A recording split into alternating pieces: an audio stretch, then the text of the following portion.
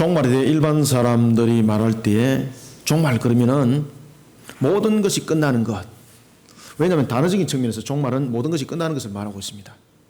그래서 일반적으로 사람들이 종말 그러면은 모든 것이 끝나는 것이라고 말하고 있는데, 성경에서는 종말을 모든 것이 끝나는 것이라고 말하고 있지 않습니다. 성경은 종말에 관해서 이야기를 하고 있을 때에 우리가 일반적으로 이야기하고 있는 것처럼 어떤 자연적인 변화나 그런 현상적인 측면에 의해서 또는 핵무기가 어떤 강력한 무기에 의해서 지구의 종말은 오지 않는다라고 성경은 우리에게 명확하게 설명을 해주고 있습니다. 시편 8편 6절에서도 보면은 모든 만물은 하나님의 발 아래 절대 주권적 통치 아래 놓여 있다고 그랬습니다. 그러면은 종말은 하나님의 절대적 주권적 통치에서 오는 겁니다. 그러면 이 땅 위에 종말은 왜 오는가라는 것입니다. 그죠? 우리가 병이 났을 때에 그 병을 치료를 하려면은 그 병이 어떤 병이고 어떤 성질인지를 분석을 정확하게 해야만이 우리가 병을 낫게 할 수 있는 약을 처방을 할 수 있는 것처럼, 이 종말이라는 것이 우리에게 무엇을 말하고 있는가를 명확하게 처방을 해야만이 우리가 이 속에 어떤 길이 있고 이 속에 무엇이 놓여 있는가를 알게 되는 겁니다.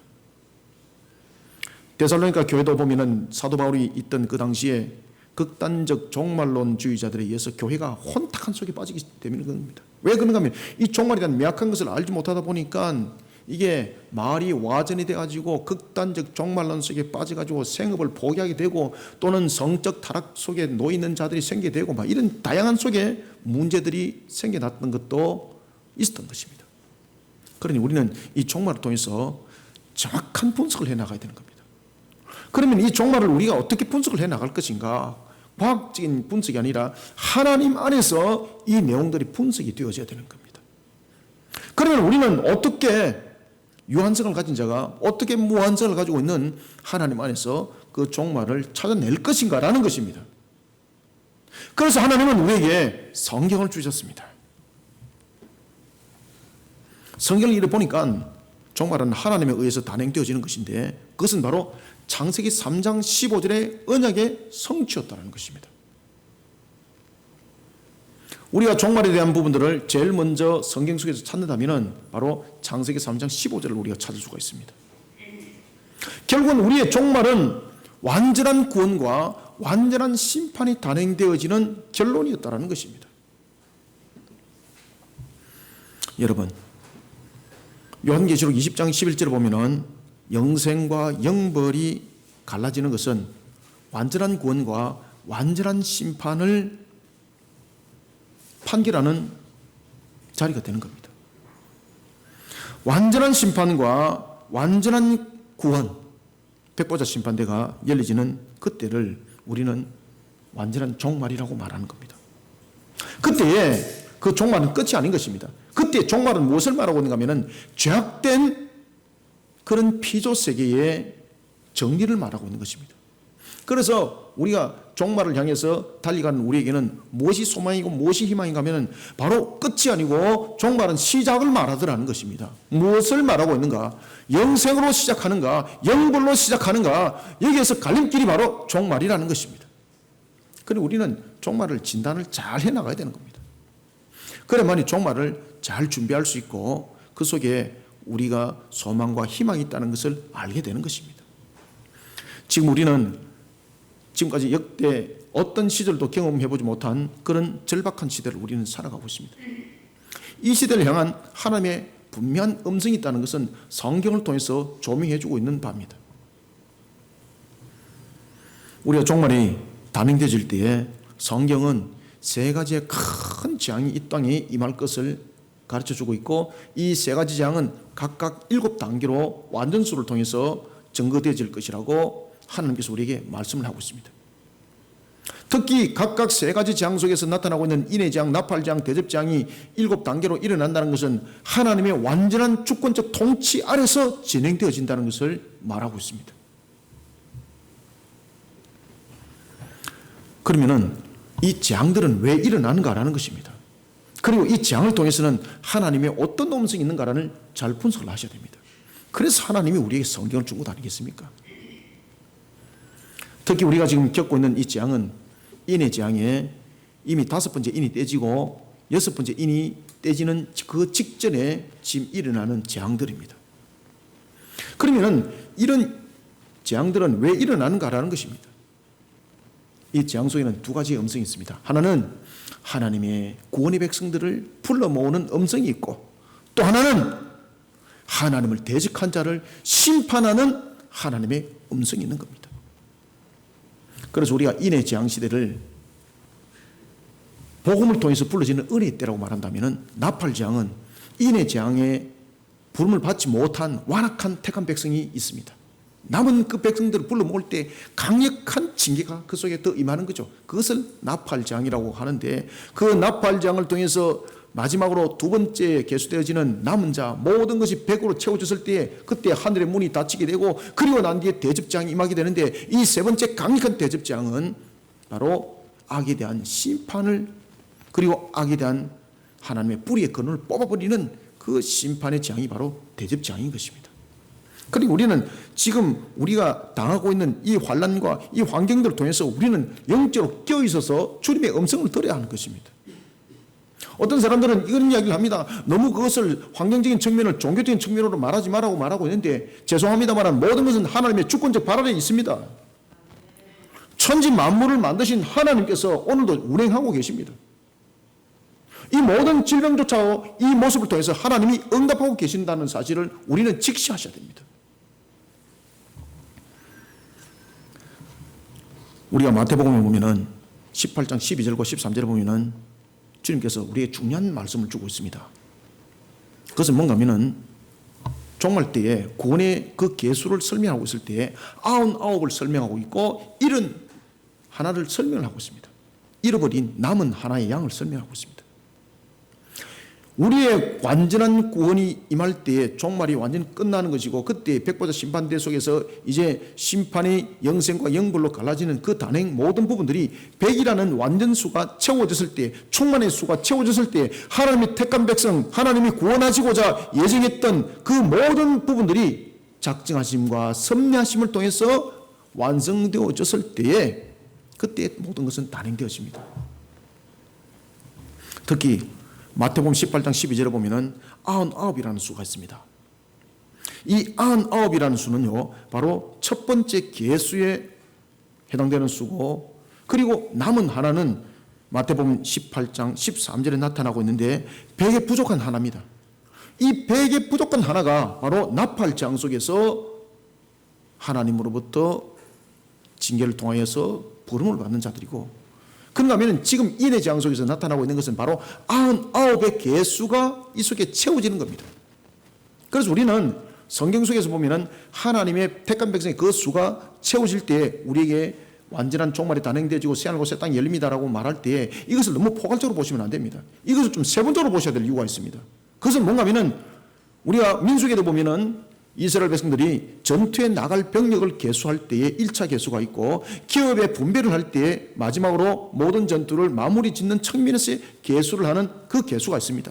그래서 1차 계수와 2차 계수가 있는 것처럼 요한계시록을 통해서도 명백하게 여러분들이 기억해야 되고 구분해야 될 것이 있는데, 그것은 바로 뭔가 하면은 99이라는 1차 계수 때가 있고, 남은 하나를 불러 모아서 100이라는 충만한 숫자의 구원의 백성의 완전 가득 채워지는 숫자가 채워지는 2차의 계수 때가 있다는 것을 기억하셔야 됩니다.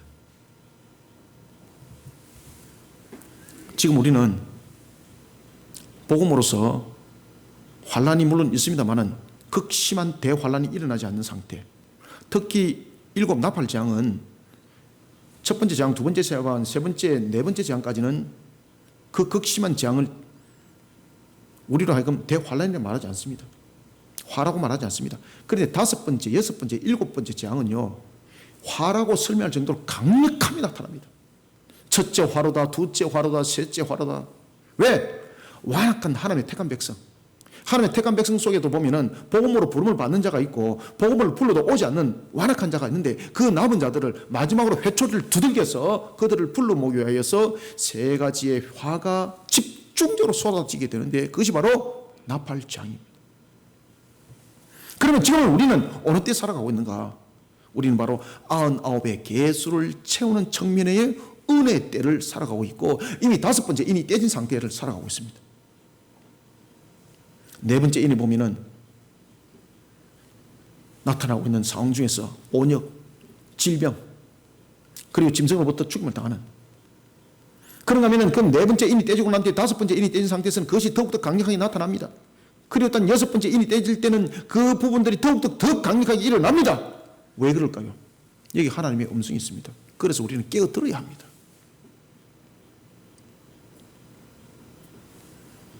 왜 그런 강력한 재앙들이 일어날까?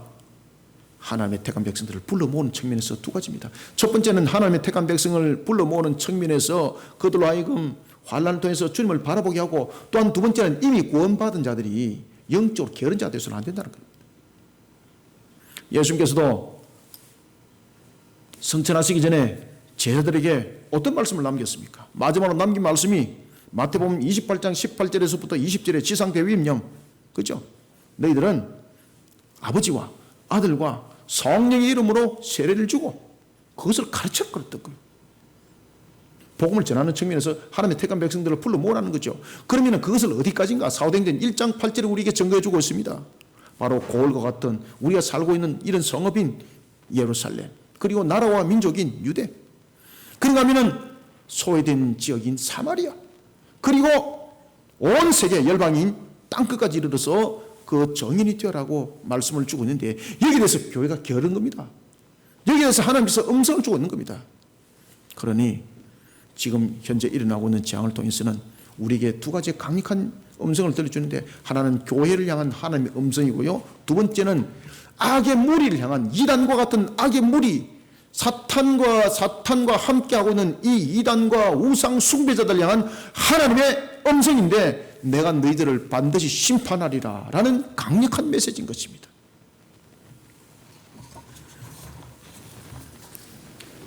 대접재앙이 마귀의 세력을 향하여서 갖다 붙는 피할 수 없는 세력이, 피할 수 없는 재앙이라고 말한다면, 이 인의 재앙과 나팔 재앙은 하나님의 택한 백성들을 불러 모으는 그런 재앙이 지금 현재 우리가 겪고 있는 재앙인 것입니다. 따라서 우리는 이 시대를 통해서, 이 상황을 통해서 이런 살아보지 못한 그런 긴박감을 주는 이 현실을 통해서 우리는 깨어들어야 합니다. 그러면 우리는 오늘도 장차 임할 새하늘과 새 땅을 바라보면서, 그리고 새하늘과 새 땅을 속히 앞당기는 측면에서 하나님은 이 재앙을 우리에게 줬다는 이야기입니다. 그러면 하나님의 택한 백성들을 속히 불러 모으는 측면에서 이 재앙을 통해서 우리에게 어떤 의미와 어떤 우리에게 말씀을 주고 있는가, 그리고 우리는 어떤 측면에서 깨어있는 자세로서 이 시대를 이겨나가야 되고 이 시대를 향해서 우리는 걸어가야 되는가라는 것입니다. 우리는 3가지 측면에서 깨어있어야 됩니다. 그래서 깨어있는 자는 들어야 됩니다. 이 시대를 향해서 주님의 음성을 들어야 됩니다.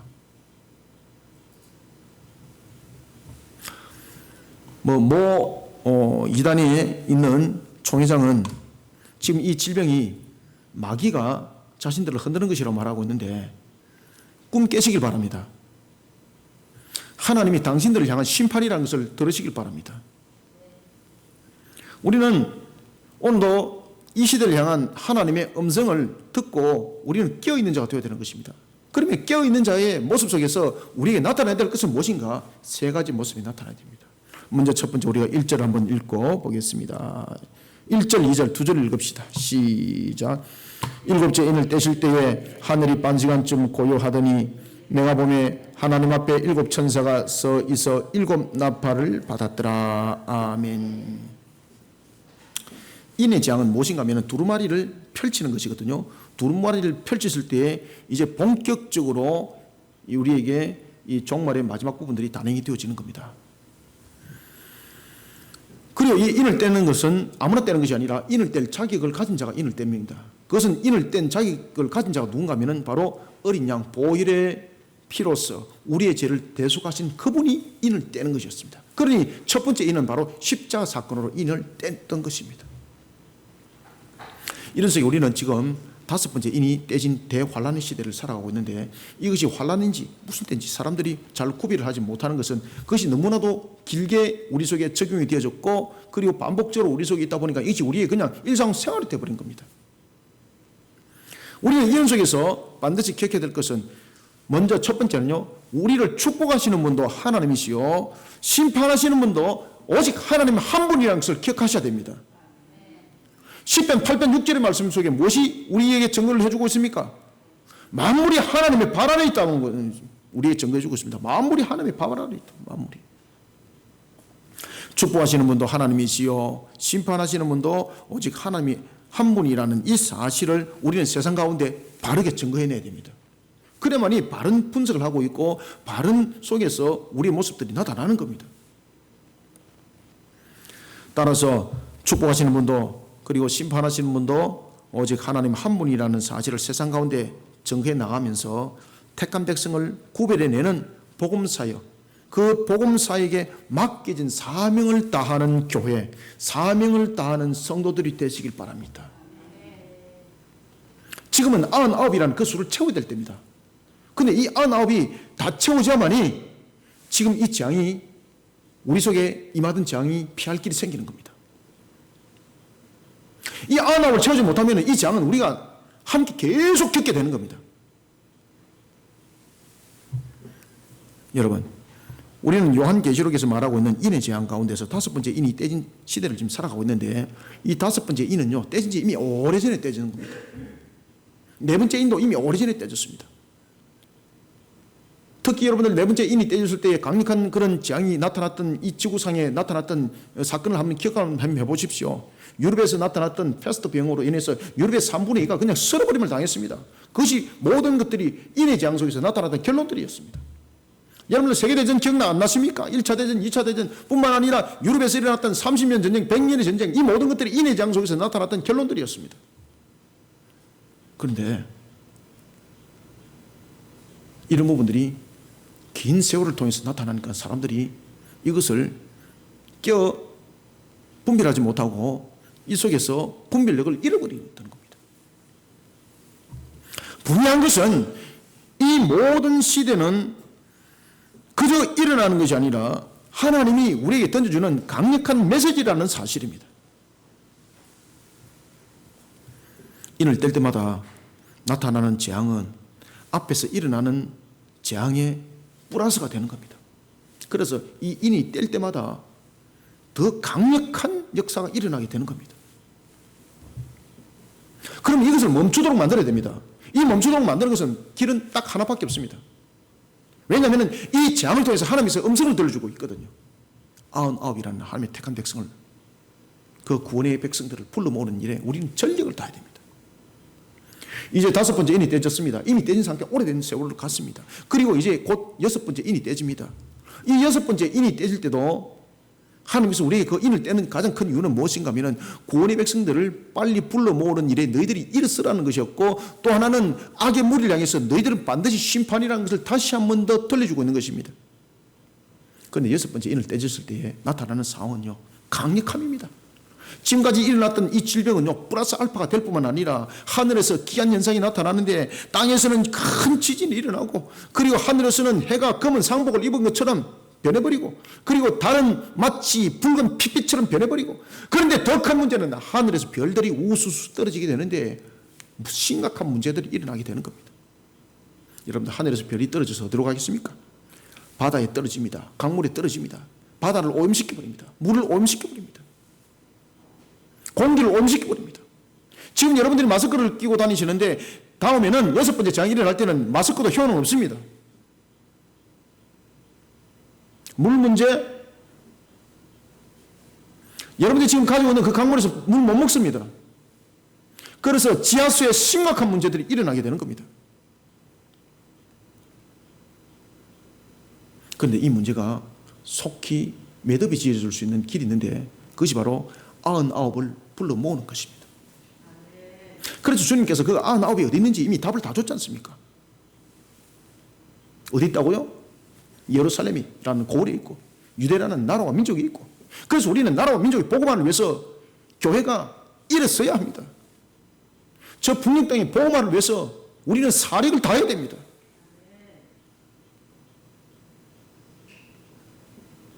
그런데 놀랍게도 이단들이 판을 치고 있습니다.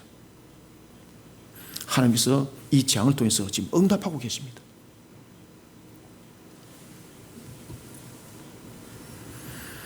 우리가 지금 일어나고 있는 이런 질병들, 이 기근들 단에서는 끝나지 않습니다. 인을 뗄 때마다 더 강력하게 일어납니다. 앞으로 이제 6번째 인이 떼지게 되면 하늘에서 그러한 기한 현상들이 나타나면서 땅에서 일어나고 있는 이 온역은 지금 저와 여러분들이 겪고 있는 이 코로나 바이러스는 조족지혈입니다. 더 강력함으로 일어나게 되는 겁니다. 왜냐하면 우주에서 쏟아지는 그 별들과 이제 합쳐져 가지고 땅에서 온역이 만들어지고 짐승을 통해서 온역이 만들어지고 그런 질병 속에서 완전히 그냥 썰어버리면 당하는 겁니다. 우리는 여기서 출애굽기 내용을 모세 오경을 통해서 우리는 반드시 기억해야 되는 겁니다. 성경은 우리에게 답을 어떻게 우리가 세상을 살아가야 되는지, 우리가 이 환경 속에서 어떻게 피할 길을 찾아가야 되는지 성경은 우리에게 사실은 답을 다 주고 있습니다. 지금 현재.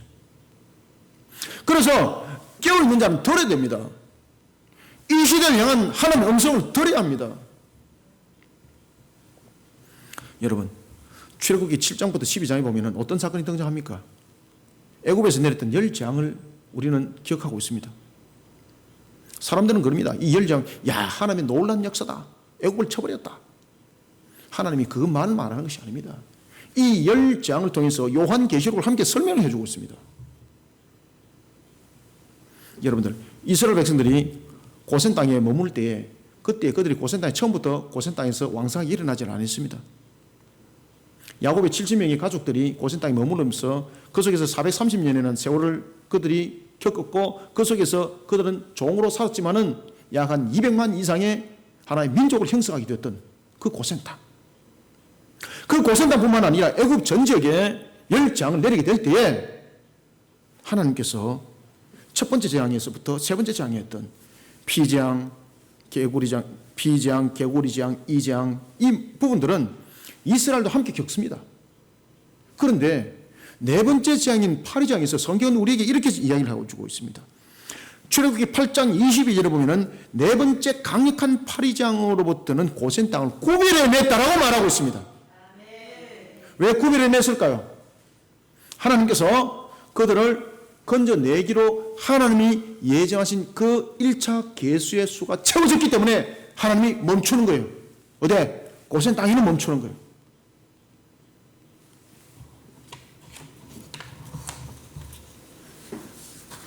출애굽기 8장 22절과 그리고 출애굽기 9장 14절에 보면은 하나님께서는 이 재앙을 통해서 두 가지 뜻을 펼쳐나갑니다. 첫 번째는 택한 백성인 이스라엘로 하여금 이 재앙을 통해서 하나님을 바르게 알도록 인지시킵니다. 왜냐하면 이들이 430년 동안 우상 숭배 속에 함께 빠져 있었고, 사실 여호와 하나님을 그들은 바라보고 있으면서 오직 한 분만을 바라보지 못했고 430년이라는 이런 종자리 속에서 그들이 동화되어 버리고 그런 속에는 그들을 하나님께서 씻어내는 거예요. 씻어내는 것. 그것이 바로 세 가지 재앙이었더라는 것입니다. 그런가 하면 두 번째는 죄악된 세상을 벌하심으로 하나님이 누구라는 것을 설명하고 있습니까? 심판의 주라는 것을 설명을 하고 있어요. 그러면 지금 이 시대에 일어나고 있는 이 모든 질병, 온역으로 일어나는 이 모든 질병은 우리의 무엇을 말하고 있는가? 이 두 가지를 설명하고 있어요. 첫 번째는 하나님께서 구원하시고자 1차 계수 속에 있는 99, 마치 이스라엘 백성들이 출애굽하기 전에 고센 땅에 머물렀던 그 수를 채움을 통해서 하나님이 어떤 분인가를 우리에게 깨닫게 하시고 알게 하는 거예요. 그래서 이 재앙은 우리 모두가 겪는 겁니다.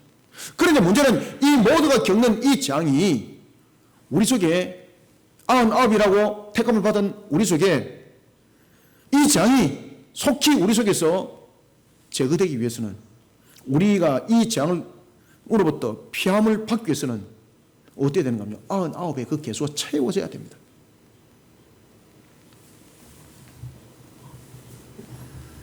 하나님께서는 네 번째 재앙으로부터 애굽 사람이 거주하던 곳과 달리 택한 백성이 거주한 고센 땅을 재앙으로부터 구별해냈다는 것을 기억하셔야 됩니다. 그래서 99이라는 이 계수가 채워지게 되면요, 우리는 이제 질병으로부터 일어났던 그 부분들이 세상에서 겪는 사람들과 완전히 구별되는 겁니다. 목사님 무슨 SF 영화 이야기하고 계십니까? 천만에요. 제 말이 맞는지 안 맞는지 성경이 조명해 주고 있습니다. 제가 말하는 것 아닙니다. 성경이 조명해 주고 있습니다.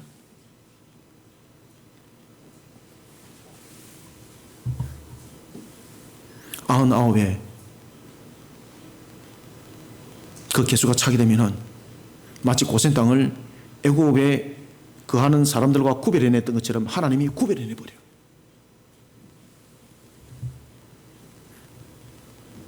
다섯 번째 인을 떼고 여섯 번째 인이 떼지기까지 재앙은 애굽에서 있던 모든 이스라엘 자손들이 함께 겪었습니다. 택한 백성도 함께 겪었습니다. 그것이 바로 첫 번째 피해 재앙, 이해 재앙은 개구리 재앙이 있던 이 세 가지 재앙처럼 첫 번째 재앙이 있던 피해 재앙, 개구리 재앙, 두 번째 이해 재앙은 이스라엘 백성들도 함께 겪었습니다. 아시겠습니까? 그리고 하나님께서 네 번째 구별해내요. 왜 구별해냈는가라는 것입니다. 하나님이 택한 백성의 그 계수가 채워졌기 때문에 이제 구별해내는 거예요. 우리도 마찬가지입니다. 하나님께서 계수를 할 때 두 번에 나눠서 계수하십니다. 이스라엘 백성들이 출애굽을 할 때에 그 계수가 있는 것처럼 두 번째는 그들이 기업의 분배를 받을 때의 계수가 있습니다. 그래서 출애굽을 할 때에 그들이 하나님께서 첫 번째 계수를 하잖아요. 남자 20세 이상에서 50세 이상 장지 60만 3,550명이라 라면서 계수를 하고 있는 것을 우리가 볼 수가 있습니다. 오늘 본문에도 나타나고 있는 것처럼 오늘도 7인을 떼기까지라는 것은 7인은 왜 떼는가라는 것입니다. 7인이라는 것은 바로 99의 그 잃어버린 하나님의 백성 하나를 남겨두고 난 뒤에 99이라는 첫 번째 은혜 때 보험으로 불러진 자들의 계수가 채워졌기 때문에 7번째 인이 떼지는 겁니다. 그냥 떼지는 것도 아닙니다. 그러면은 이 7번째 인을 떼질 때에 첫 번째 99이라는 그 계수에 포함이 된 은혜의 때에 복음으로 부름받은 자들은 그럼 다음 재앙에서 어떻게 되는가? 구별됩니다.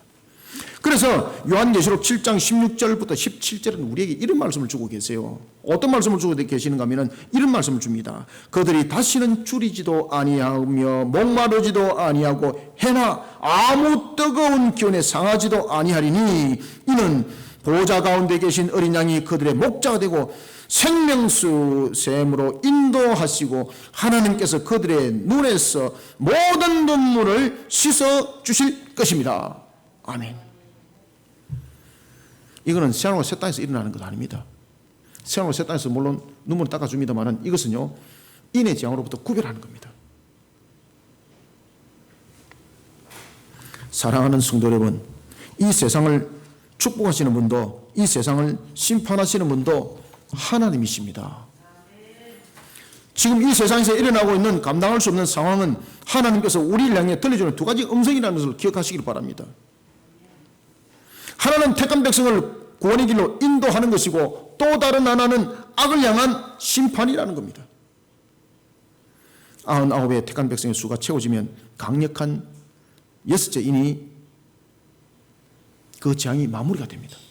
그런데 이것이 길어질 수가 있고 그리고 이것이 속히 멈출 수가 있습니다. 그는 바로 교회가 성도가 하나님의 사역 속에 그 부름 속에 사명을 감당할 때입니다. 그래서 여러분들요 우리가 신종 코로나 바이러스 문제로 인해서 마스크를 끼고 집에 숨어 있는 것이 우리의 일이 아닙니다. 교회가 문을 닫다 그래서 모든 것이 끝난 것도 아닙니다. 우리는 이 시대를 향한 하나님의 음성을 들어야 합니다. 바로 하나님께서 99의 계수를 속히 채우라는 것입니다. 그리고 하나님의 그 계수에 속히 채워질 자들이 어디 있나는 건 이미 우리에게 사도행전 1장 8절 통해서 가르쳐주고 계셨습니다. 오늘도 이 시간에 우리의 고을에 하나님의 택한 백성이 있습니다. 이 나라 이 민족에 하나님의 택한 백성이 있습니다. 소외된 사마리아 같은 곳에 하나님의 택한 백성이 있습니다. 땅 끝까지만 있는 것이 아니라 모든 곳에 있습니다. 우리는 이런 측면에서 99을 그 수를 채우는 일에 이 재앙을 통해서 우리는 음성을 들어야 합니다. 그리고 또한 이단과 우상 숭배자들에게 하나님의 음성이 들려지고 있습니다. 반드시 심판하리라. 주님의 음성입니다.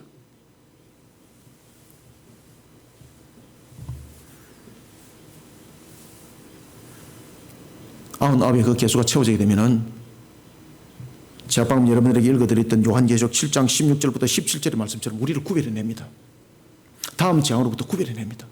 마치 애굽 땅에 있을 때에 애굽 사람들이 거했던 땅과 하나님의 택한 백성인 이스라엘이 거했던 고생 땅이 구별되는 것처럼 말입니다. 마치 두부를 자르듯이 말입니다. 그렇게 구별되어서 우리를 그 재앙으로부터 하나님은 보호를 하시는 거예요.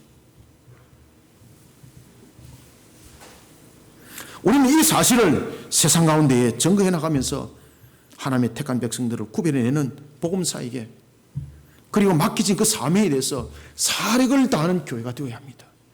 문을 닫는 교회가 아니란 말입니다. 인터넷으로 예배 드리는 것으로 만족하는 교회가 아니란 말입니다. 그리고 우리는 또한 이 사명을 감당하는 일에 사력을 다하는 성도들이 되시기를 소망합니다. 우리는 두 번째, 이 시대를 향해서 깨어들어야 될 것이 있습니다. 첫 번째는 무엇을 들어야 된다고요?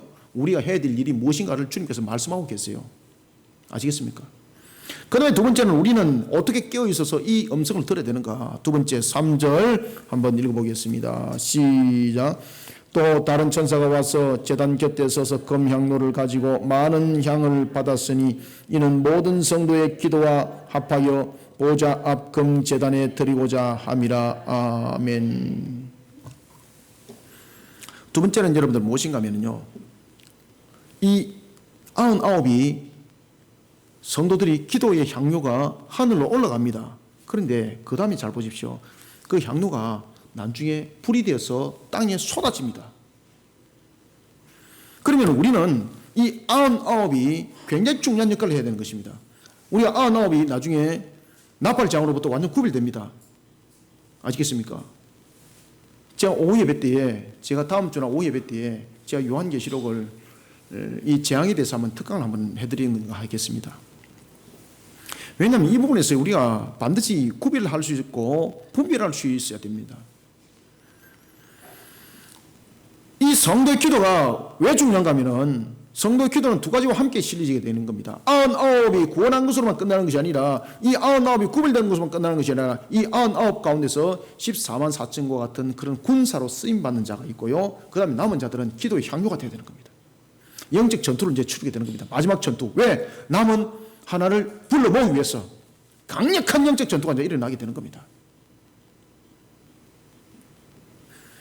따라서 우리는 두 번째 3절부터 4절을 통해서 예수 그리스도의 보혈의 공로인 십자가를 자신의 삶 속에 녹이게 됩니다.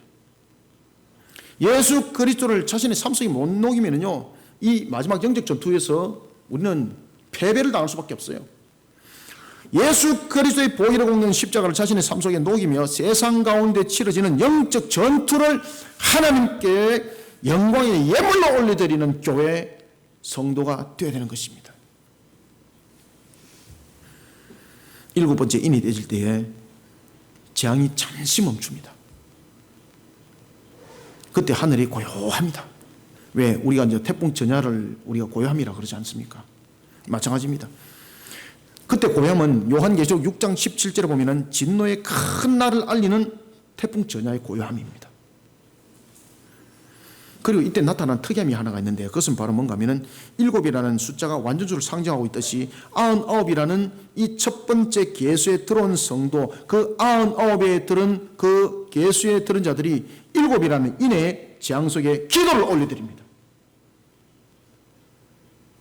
그러면 하나님의 구원의 백성을 위해서 우리가 그 속에 사이 담겨져야 된다는 겁니다. 기도가 예물의 향기가 돼서 하늘로 올라갑니다. 천사가 하나님 보좌로 그 기도를 옮깁니다. 99의 첫 번째 계수에 들어온 성도의 기도가 하나님 보좌에 있는 천사에 의해서 하나님께 올려지게 됩니다. 예수 그리스도의 보혈로서 죄사함을 받은 99의 기도는 완전한 구원을 이루는 새하늘과 새 땅의 그리고 새하늘과 새 땅이 속히 임하기를 구하는 기도입니다.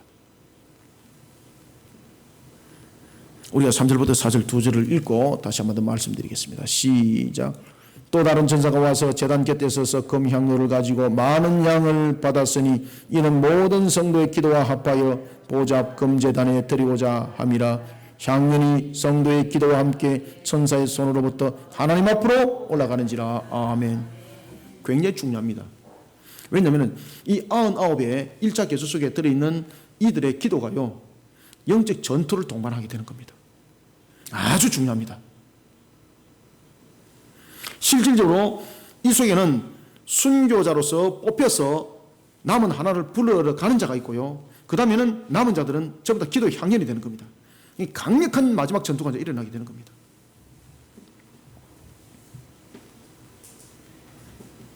요한계시록 6장 11절을 보면 하나님의 택한 백성의 그 수가 완전히 채워져야 될 때라고 말하고 있는데, 이 하나님의 택한 백성의 수가 채워진다라는 완전한 채워짐은 두 가지 개수로 일어납니다. 첫 번째 개수는 99이라는 개수가 있고, 두 번째 개수는 남은 하나를 불러 모으는 개수입니다. 그래서 그것을 마지막 추수 때라고 말하고 있는 겁니다.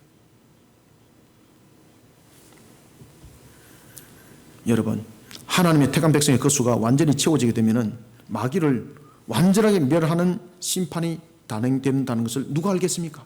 마귀가 알게 되는 거죠. 그러다 보니까 이 마귀는 이 99의 부름을 받은 자들이 남은 하나를 불러러 가지 못하도록 강력한 역사를 일으키는 게 이들이요. 그래서 영적 전투뿐만 아니라 영육 간의 전투가 이제 치열한 전투가 벌어지게 되는 겁니다. 그래서 나팔장이 이제 일어나는 겁니다. 왜? 이 나팔장을 통해서 여러분 보십시오. 이 나팔장은 99은 이 나팔장 속에 이들은 쓰러짐을 당하지 않습니다. 완전히 하나님께서 고센 땅처럼 구별해냅니다. 그러면 이 나팔장은 바로 뭔가 하면 두 가지 일을 하고 있습니다. 하나는 남은 하나라는 잃어버린 한 마리 양을 찾으러 목자가 찾아가는 것처럼 하나님의 택한 백성들이 그들을 불러 모으는 측면에서 순교자로서 그 사명을 감당하는 자들이 나타나게 되는 것이고, 이때에 마귀는 자신의 세력들을 통해서 이들을 물리치는 세력으로 등장하게 되는 겁니다. 이 대적자들을 누가 물리치겠습니까? 그래서 하나님께서 나팔장을 통해서 두 가지 일을 하는 겁니다. 이 대적자를 한편에서는 대적자들을 물리치고, 또 한편을 통해서는 이 남은 한 마리, 이런 한 마리 양들로 하여금 영적으로 깨어 일어나기 위해서 그들을 치는 겁니다. 그래서 나팔장이라고 말하는 겁니다. 나팔은 무엇입니까? 나팔은요, 부르는 역할을 하는 겁니다. 나팔은 무엇입니까? 또는 부르기도 하지만 나팔이라는 것은 또한 전쟁을 알리는 그런 신호음이기도 합니다. 마귀는 이 사실에 대해서 너무나도 잘 알고 있기 때문에 99에서 하나가 채워지게 되면은, 충만한 숫자 100이 채워지게 되면은 이제 자신에게 완전한 심판이 온다는 사실을 알고 마귀가 발버둥을 치는 거죠. 여러분들 다니엘서를 잠깐 보십시오. 다니엘서 10장 13절을 한번 머릿속에 한번 떠올려 보십시오. 어떤 일이 있는가 하면은 다니엘이 하나님께 기도를 했습니다. 그리고 하나님께서 다니엘에게 장차 일어날 사실에 대해서, 이 땅에 일어날 사실에 대해서 그 소식을 다니엘에게 증거해주고 전달하는 천사를 통해서 그 메시지를 전해옵니다. 그때 가브리엘 천사장이 그 소식을 가지고 다니엘에게 가지고 오는데, 다니엘에게 그 소식이 가지 못하도록 누가 막아버리고 있습니까? 마귀의 세력들이 강력한 영적 전투를 치러서 가브리엘을 꼼짝하지 못하게 만들어버리는 거예요. 가브리엘은 싸우는 천사장이 아니고 전달하는 천사장이에요. 이 악한 마귀의 세력들을 이길 수가 없는 거예요. 이와 같이 마귀가 하나님으로부터 전달되는 그런 완전한 계수를 채우지 못하도록 하는 것처럼 말입니다. 이 모든 역사들이 앞으로 장차 일어날 이 상황 속에서 나타나는 겁니다. 99의 계수가 채워졌을지라도 그것은 끝이 아닙니다. 남은 완악한 자의 계수가 하나가 채워져야 합니다. 그것이 100입니다. 그래서 우리는 요한계시록 창세기와도 함께, 그리고 또한 민수기와 신명기와도 함께, 그리고 복음서와도 함께 모든 것을 대조해서 보셔야 됩니다. 그 속에 전부 다 응답 다 있습니다. 저도 과거에 요한계시록 연구할 때 참 깊이 연구했습니다. 그때 요한계시록만 가지고 연구할 때 그때 제가 깨달았습니다. 아, 이거 잘못하면 엉터리다. 철저하게 성경 전체를 조명하지 못하고는 요한계시록을 연구했다 소리를 하면 안 된다.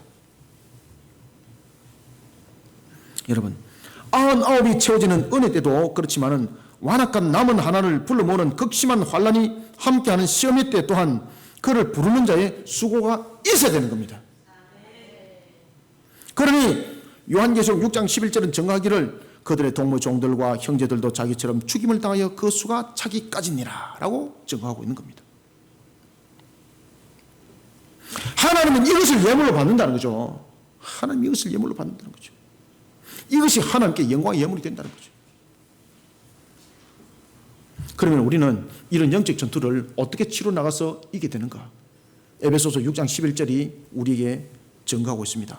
마귀의 간계를 능히 대적하기 위하여서는 무엇을 입어라? 하나님의 전신갑주를 입으라는 겁니다.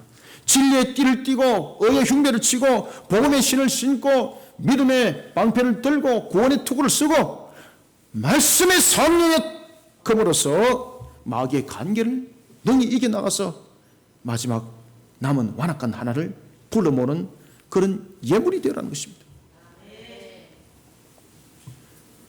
예수 그리스도의 보혈에 꽂는 십자가를 자신의 삶에 녹이지 않고는 이런 하나님의 전신갑주는 입혀지지 않습니다.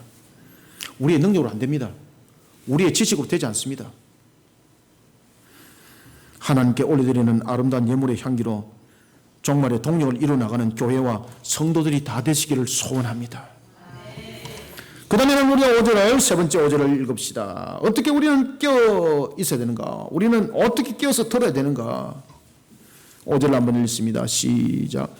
천사가 향료를 가지고 제단에 불을 담아다가 땅의 소돔에 우레와 음성과 번개와 지진이 나더라. 아멘. 마지막으로 세 번째는 사탄을 향한 하나님의 심판의 날을 속히 앞당기는 핵심적인 사역을 이루어내는 기도하는 교회와 기도하는 성도들이 되시길 바랍니다. 성도의 기도는 하나님의 심판을 이 땅에 가져오게 하는 데 있어서 핵심적인 역할을 합니다. 첫 번째 계수로 구별된 99의 성도는 출애굽기 8장 22절 애굽 사람들이 거하는 장소와 고센 땅이 구별되었던 것처럼 장차 임할 나팔장으로부터 구별됩니다. 일곱 번째 인이 떼지고 첫 번째 나팔이 불려지면서 일어나는 재앙은 일곱 인의 재앙이 합쳐져서 강력하게 나타납니다. 일곱 인을 뗄 때 하나님께 상달되었던 기도가 어떻게 됩니까? 땅에 응답을 합니다. 어떻게 응답합니까? 천사가 지상에 불을 갖다 쏟아 부어버리는 거예요. 이게 응답이에요, 응답.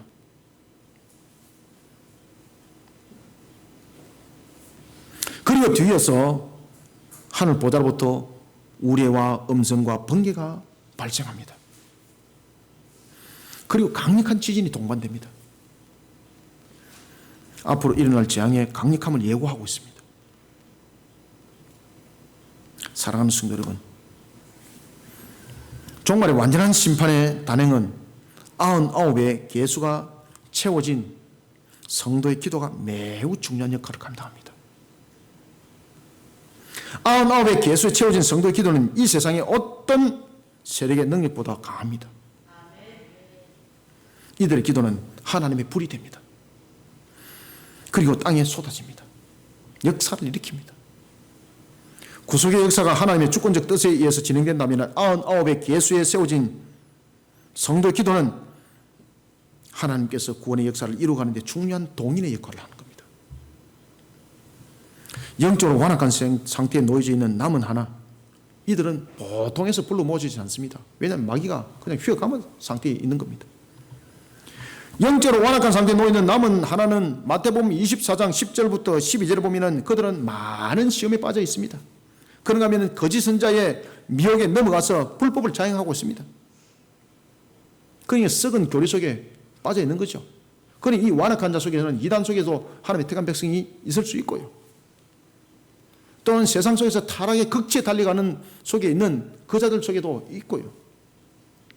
우리가 상상하지 못한 속에 남은 백성들이 있는 겁니다. 그래서 완악한 자라고 말하는 겁니다. 그래서 나중에 천국에 가면은 야, 이 사람도 하나님의 택한 백성이었어요 라고 질문할 정도. 질문할 정도. 아시겠습니까? 그래서 완악한 자로 말하는 겁니다. 세상에 이건 백정 같은 놈이구나 라고 말했던 속에도 있더라는 것입니다. 그런 완악한 자들을 깨버리는 겁니다. 그러면 그 완악한 자들은 왜 그렇게 완악하게 됐을까? 마귀에게 완전 사로잡히니까 자신의 죄를 깨닫지 못하는 겁니다.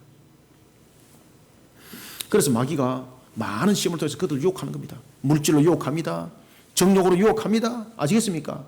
그래서 육체적 정욕을 갖다가 쏟아붓게 만들고 물질을 통해서 명예를 통해서 눈을 가리게 만들어버리고 그러면은 그때 말씀을 통해서 눈을 가리게 만들어버리고 그런 완악한 남은 자를 불러 모으려면 어떤 정도가 되어야 되겠습니까?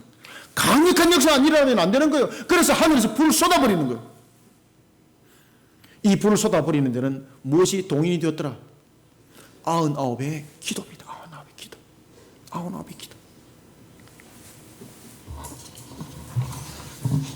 사랑하는 성도 여러분, 제가 조금 전에 여러분들에게 다니엘서 10장 13절에 대해서 말씀을 하다가 제가 중간에 딱 멈췄습니다. 왜 그런가 하면 지금 이야기하려고요. 다니엘서 10장 13절에 보면은 다니엘이 하나님으로부터 메시지를 듣지 못합니다. 가브리엘 천사장이 하나님으로부터 장차 일어날 일에 대해서 메시지를 들고 오는데 마귀의 세력이 강력하게 막아버립니다. 이걸 뚫지를 못하는 거예요. 뚫지를 못하는 거예요. 그때에 이 영적 싸움에 대해서 다니엘의 강력한 이 기도, 다니엘의 이 강력한 기도에 하늘에서 응답하는 거죠. 하늘에서 불을 쏟아붓는 거죠. 그때 이 다니엘의 강력한 기도 속에서 하나님께서 도와주시는 거죠. 그때 누가 내려와서 이 마귀의 세력을 쳐버립니까? 미가엘 천사장이 와서 마귀의 세력을 쳐버리는 거죠. 그래서 가브리엘이 하나님의 뜻을 다니엘에게 전했더라라고 성경은 우리에게 증거하고 있습니다. 99의 우리의 기도는 강력한 영적 전투에 쏟아지는 불이 되는 겁니다. 99의 성도는 완악한 하나의 영적 막을 뚫어주는 역할을 하는 겁니다. 이 완악한 자들은 이 마귀의 영적 부분에 사로잡힌 자 되어 있는 상태가 되다 보니까 그들의 스스로의 어떤 모습으로서는 이 막을 풀 수가 없는 겁니다. 누군가 그 막을 뜯어줘야 되는 겁니다. 그 역할을 누가 해야 되는가 하면 바로 남은 99이 해야 되는 겁니다. 그래서 이 남은 99의 그 기도가 불이 되어서 땅에 쏟아부어지고 그리고 땅을 태워버리는 역사가 일어나게 되는 겁니다. 99의 성도는 그들을 위한 영적 전사가 되는 겁니다. 남은 완악한 자들은 바로 이 남은 하나의 마지막 개수를 채워서 100이라는 완전 구원의 수에 채워지기 위해서는 순교적 자세와 함께 기도하는 영적 전사의 교회와 성도가 필시 있어야 된다는 사실입니다. 우리는 이런 부분들을 깨어서 구별할 줄 알고 분별할 줄 알고 들을 줄 알아야 합니다. 그렇기 때문에 이 시대를 향하여서 하나님께서 무엇을 우리에게 지금 메시지를 주고 있는가를 교회는 바르게 직시해야 됩니다. 문을 닫는 것으로 끝나는 것이 아닙니다. 사랑하는 성도 여러분, 이 문제는요 단순하게 질병 문제가 아닙니다. 이 문제는 이 시대를 향한 하나님의 음성을 반드시 여러분 잘 들으시길 바랍니다. 그래서 이 시대를 향해서 무지한 짓을 하고 있는 그들에게 우리는 일깨워야 합니다.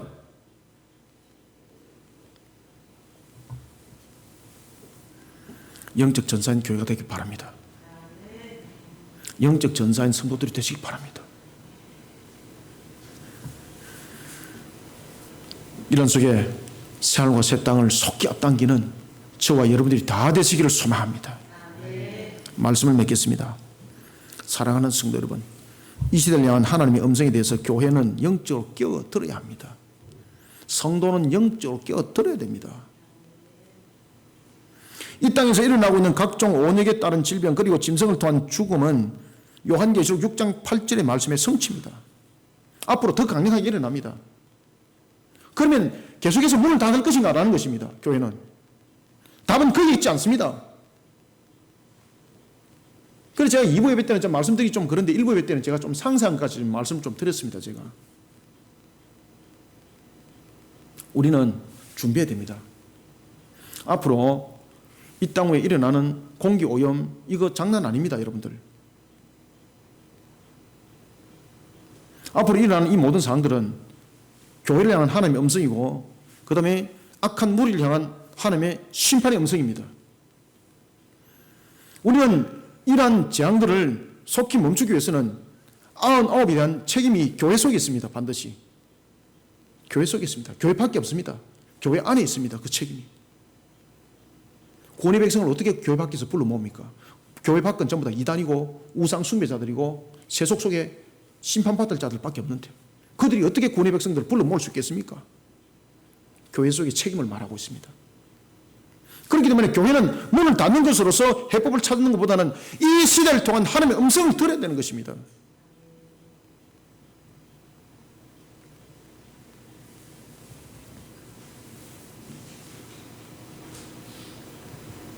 요한계시록 6장 8절, 넷째 인에 대한 사실. 이 넷째 인에 대한 사실은 이미 온익에 대해서 우리에게 가르쳐주고 있었고, 다섯 번째 인이 떼질 때는 이미 모든 사항들은 우리에게 이 문제들이 왜 속히 매듭되지 않는가를 답을 주고 있었습니다. 그럼 주님께서 뭐라고 말씀하셨습니까? 다섯 번째 인을 뗐을 때 왜 새하늘과 새 땅이 속히 임하지 않습니까? 왜 이 땅이 종말이 속히 임하지 않습니까? 라고 말하니까 너의 동무와 그 수가 채워져야 될 때니 조금만 기다리라고 말씀을 주고 있습니다. 1차 개수가 있고 2차 개수가 있습니다. 우리는 99대를 위해서 해야 될 일이 있고, 그리고 남은 하나를 위해서 해야 될 일들이 있습니다. 99은 고통받으면서 우리가 그 개수가 채워진다면 남은 하나는 우리가 구별된 상태에서 주님의 일을 또 하는 겁니다.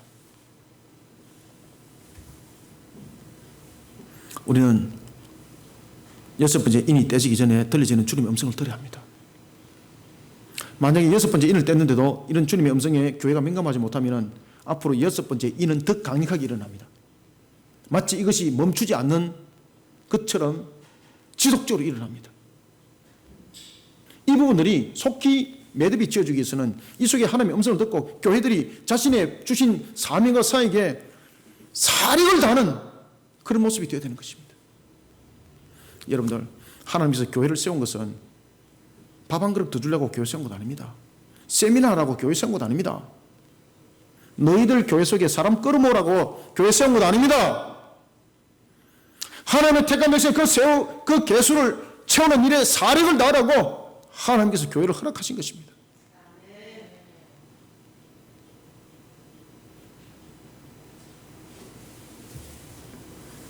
만약 교회가 이 시대를 향한 하나님의 음성을, 그리고 그 음성에 대해서 책임을 다하지 못한다면 새하늘과 새 땅이 아니라 우리에게는 더 강력한 재앙만이 끊임없이 일어난다는 사실을 들으시길 바랍니다. 깨어있는 자는 들으시길 바랍니다. 마치 끝이 알 수 없는 것처럼 이 재앙은 더 강력하게 일어나게 됩니다. 이 시대를 향한 하나님의 음성에는 피할 길이 함께 있습니다. 심판과 구원을 세상 가운데 증거해 나가면서 택한 백성을 구별해내는 복음사에게 맡겨진 사명을 우리는 감당합시다. 그래서 교회는 대형 교회가 세워지는 목적이 아닙니다. 교회는 흩어진 교회가 되어야 합니다. 저는 감히 이런 이야기를 하고 싶습니다. 한국 교회는 800명 이상 되는 교회는 전부 다 깨어져야 됩니다. 저는 800명도 많다 생각합니다. 예루살렘 교회를 왜 하나님께서 흩으셨습니까? 교회가 대형 교회 중심이 되어 있고, 그리고 집단화되어 있고 조직화 속에 있다 보니까 이단들이 그 속에 들어가죠. 전부 다 알 까고 새끼치고, 심지어 이단들은 뭐라고 말하고 있습니까? 전 세계에서 제일 큰 교회가 우리 대한민국에 있습니다. 그 제일 큰 교회를 향해서 그들은 뭐라고 말하고 있습니까? 그것은 우리의 텃밭이다. 그것은 우리의 텃밭이다. 여러분들, 이단들이 어디서 전부 다 호요호식하고 있습니까? 대형교회 속에서 숨어서 호요호식하고 있지 않습니까? 교회가 크다고 문제가 있는 것은 아닙니다. 그렇지만 교회는 본질이 바로 세워져야 하는 것입니다. 저는 한국 교회를 향해서 저는 말씀드리고 싶습니다. 800명 이상 되는 교회는 전부 다 깨뜨려야 됩니다. 그리고 교회가 사력을 다해서, 생명을 다해서 본인의 모습 속에 사역을 해야 됩니다. 만약에 목사로 세워져서 사례가 걱정이 된다면 목사 그만두십시오. 사례받으려는 건 목사입니까? 주님의 사명이기 때문에 목사하는 것 아닙니까?